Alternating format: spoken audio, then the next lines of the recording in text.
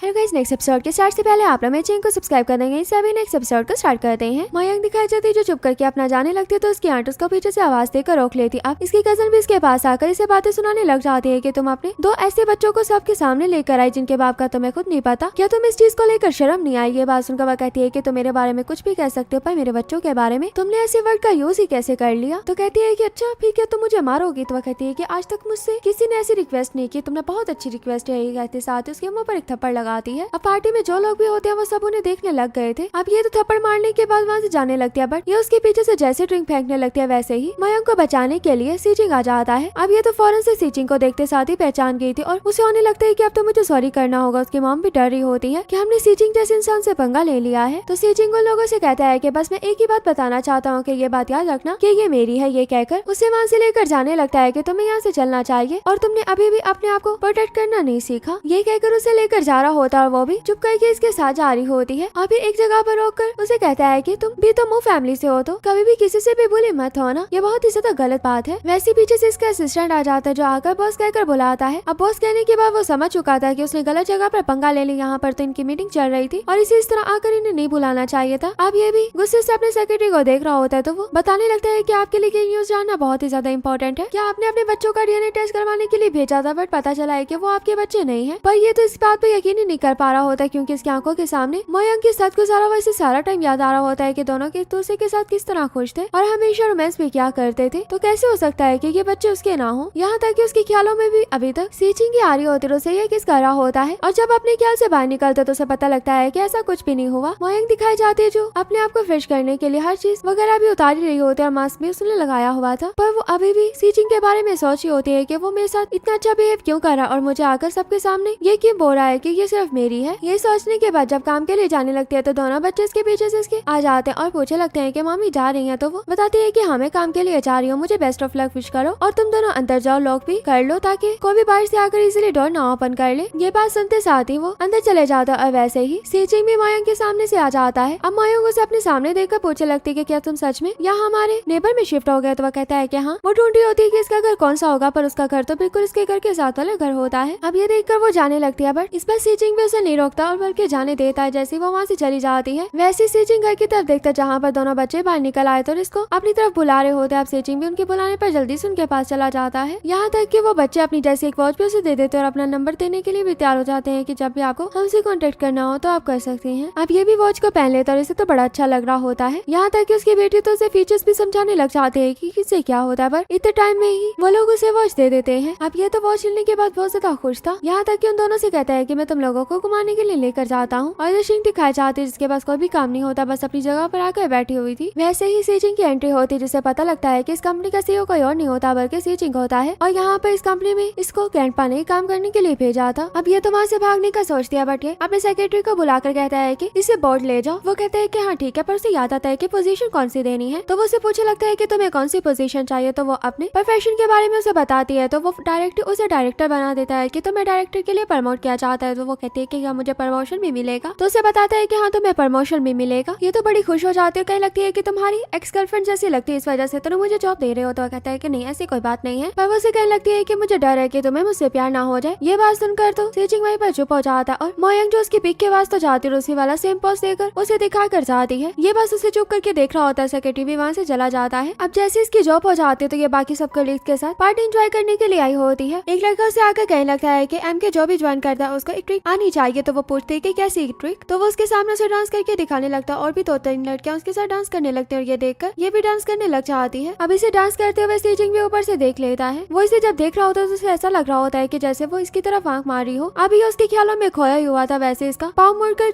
जैसे ही गिरने वाली होती है तो सीचिंग आकर इसे पकड़ लेता और इसी में इन दोनों की एक्सीडेंटली किस हो जाती है। सभी कोलीग्स वगैरह उन दोनों को देखने लग जाते हैं। उन्हें तो अपने बॉस का फेस भी पता होता है इसलिए सभी लोग पिक्स वगैरह उनकी बना रहे थे। अब जैसे दोनों को थोड़ी होश आती है तो जल्दी से मयंक उसे दूर हटती है और ये भी इधर उधर देखने के बाद कहता है कि मयंक हमें यहाँ से जाना चाहिए। कहकर उसका हाथ पकड़ कर वहाँ से उसे लेकर जाने लगता है और इधर हमें एक न्यू कैरेक्टर दिखाई जाती है जिसका नेम राव होता है। अब उसे पता लगता है कि निंग वापस आ चुकी है पर किसी और नाम से। अब जो भी वो पार्टी की पिक्स वगैरह देखती है देखकर तो उसे बिल्कुल भी बर्दाश्त नहीं होता कि ये लड़की कैसे वापस आ सकती है। तो दिखाया जाता है कि 7 साल पहले राव को सीचिंग निंग से मिलवाता है और निंग भी उसको आगे से हाई करती है। अब उन दोनों को साथ में देखकर राव को बिल्कुल भी अच्छा नहीं लगता, इसलिए वो अपने गार्ड्स वगैरह से कहकर इसे मारने को बोल देती है कि ये लड़की बचनी नहीं चाहिए। अब इसे यही था कि वो मर चुकी है, पर ये वापस कैसे आ सकती, इस बात पर उसे यकीन नहीं आ रहा होता। और इसी चीज को लेकर वो एक जगह पर कॉल करके भी बता देती है कि नहीं वापस आ गई है, वो भी अपने मोयंग वाले नेम से। अब ये भी पूछा चाहता है कि वो अभी इस टाइम पर कौन सी सिटी में है, तो उसे सिटी भी बता देती है। और इधर मोयंग दिखाई जाती है जो सेजिंग के साथ जारी होती, तो सेजिंग उसे कहता है कि तुमने कभी जानने की कोशिश नहीं की कि तुम्हारे साथ 7 साल पहले क्या हुआ था, तुम्हारी लाइफ कैसी थी। तो वह कहती है कि अच्छी बात है अगर मैं भूल गई हूँ, क्योंकि मैं जानना भी नहीं चाहती, क्या पता वो मेरी लाइफ बहुत ज्यादा पेनफुल हो। अब वैसे हमें थाईलैंड में लूशा नेम का पर्सन दिखाया जाता है, जिसके कान में आकर उसका बटलर कुछ कहता है। अब ये सुनने के बाद वो अपनी प्ले को कंप्लीट करता और उठकर कुछ सोचने लगता है। इधर सेजिंग दिखाया जाता है जो घर पर होता है और उसको मोयंग के साथ गुजारी सभी मेमोरीज याद आ रही होती, जिन मेमोरीज को वो याद करने के बाद कहता है कि अगर तुम मुझे भूल चुकी हो तो मुझे लगता है कि हमें अपनी लाइफ को वापस से स्टार्ट करना चाहिए और इस रिलेशनशिप को भी वापस से स्टार्ट करना चाहिए। और इधर मोयंग दिखाई जाती है जो अपना काम पर जाने के लिए रेडी हो रही होती है। उसके दोनों बच्चे उसके पास आते हैं और पूछने लगते हैं कि आपको अंकल सेजिंग कैसे लगते हैं, और देखिए वो तो आपको प्रोटेक्ट करने के लिए भी तैयार हो जाते। तो कहती है कि वो मुझे इसलिए प्रोटेक्ट करता है क्योंकि मैं उसकी एक गर्लफ्रेंड जैसी लगती हूँ, वरना उसके सामने मेरी कोई भी वैल्यू नहीं है। अब दोनों बच्चे तो उसे वीडियो दिखाते हुए उसके क्वालिटीज के बारे में बताने लगते हैं कि वो 7 सालों से सिंगल है और आपको अगर उनके साथ रिलेशनशिप करना है तो आप बिल्कुल ठीक रहेंगी। देखे वो तो आपको लाइक भी करते हैं, आप क्या उन्हें लाइक नहीं करती। पापा कहते हैं कि नहीं तुम लोगों को अपने ग्रैंडपा के पास नहीं जाना, टाइम हो गया जाने का, चलो जाओ ना। पर दोनों उसके बच्चे नहीं जा रहे होते, बल्कि वो तो साथ में सेजिंग के साथ कॉल पर होते हैं। सेजिंग उनकी सारी बातें सुन रहा होता है और वो सेजिंग को सुनाना चाह रहे होते हैं कि मॉम भी उन्हें लाइक करती है। और फाइनली वो मॉम से बुलवा ही लेते हैं कि हाँ मैं उसे लाइक करती हूँ। ये सुनकर तो सेजिंग बहुत ही ज्यादा खुश हो जाता और बॉबे तो डैड को बताने भी लगती है कि देखा मॉम आपको लाइक करती है। ये तो जल्दी से बॉबे से वॉच पकड़कर देखने लगती है और कहती है कि तुम क्या सेजिंग को कॉल कर रही थी, और सेजिंग से कहती है कि नहीं ऐसा कुछ भी नहीं है। तो सेजिंग कहता है कि अगर तुम काम से ऑफ करना चाहती तो कोई बात नहीं, मैं तुम्हें काम से ऑफ दे देता हूँ। तो कहती है कि नहीं मुझे काम करना पसंद है। तो शिनशी कहता है कि देखा डैड मॉम बहुत ही ज्यादा वर्कहॉलिक है। तो कहते हैं कि ठीक है फिर अपनी मॉम से बोल देना कि पिक एंड ड्रॉप की सर्विस मैं उन्हें खुद दूंगा, जैसे उनका काम हो जाए तो वो पार्किंग एरिया में आ जाए, मैं उसे वहीं से पिक करके वापस घर पर ले आया करूंगा। पापा कह रही होती है कि नहीं मुझे ऐसा कुछ भी नहीं चाहिए, बट वो तो ये बात कहने के बाद कॉल कट कर देता है। अब ऐसे ही ऑफिस में दिखाया जाता है कि सेजिंग के पास राव आती है और राव जो एक फाइल पर साइन करवाने के लिए आई थी, पर वो तो कुछ और ही वैसे साथ में जानने के लिए आई थी। और सेजिंग से कहती है कि एक न्यू लड़की मोयंग नेम से आई है। उसका नाम सुनते ही सेजिंग वहीं पर रुक जाता है। तो ये भी बोल देती है कि वो तुम्हारी एक्स गर्लफ्रेंड जैसी नहीं लग रही, वैसे तुमने पिछले 7 साल जितना सफर कर लिया तुम्हारे लिए उतना बहुत है, तुम्हें अब उसके पीछे नहीं लगना चाहिए। उसकी बात सुनकर इसे गुस्सा आ रहा होता और कहने लगता है कि मैंने साइन कर दिया, अब तुम यहाँ से जा सकती हो। ये कहकर उसे वहाँ से भेज देता है और ये भी कहता है कि तुम्हें मेरे मामले में इंटरफेयर करने की जरूरत नहीं है। इधर दोनों बच्चे शिनशिंग और बॉबे दिखाए जाते हैं जो अपने ग्रैंडपा के साथ होते हैं। ग्रैंडपा भी उनसे बातें कर रहे होते हैं, पूछे लगते हैं कि तुम्हें सेजिंग कैसा लगता है। तो वो लोग बताते हैं कि हमें सेजिंग अंकल बहुत ही ज्यादा अच्छे लगते हैं, पर ग्रैंडपा कहने लगते हैं कि मुझे नहीं लगता कि तुम्हारे मॉम डैड एक दूसरे के साथ गुजारा कर पाएंगे, क्योंकि वो जब एक दूसरे को देखते हैं तभी लड़ने लग जाते हैं। तो शिनशिंग कहने लगता है कि जहाँ पर लड़ाई होती है वहाँ पर प्यार भी बहुत ज्यादा होता है, अगर लड़ते हैं तो क्या हुआ, उनमें प्यार भी बहुत होगा। ग्रैंडपा उसकी बात सुनकर हंसने लग जाता है, फिर पूछते हैं कि आज के खाने में क्या है, और फिर बच्चों को खाना खिलाने के लिए लेकर जाने लगते हैं। और यहीं पर हमारा ये पार्ट भी एंड हो जाता है। वीडियो अच्छी लगे तो वीडियो को लाइक करना।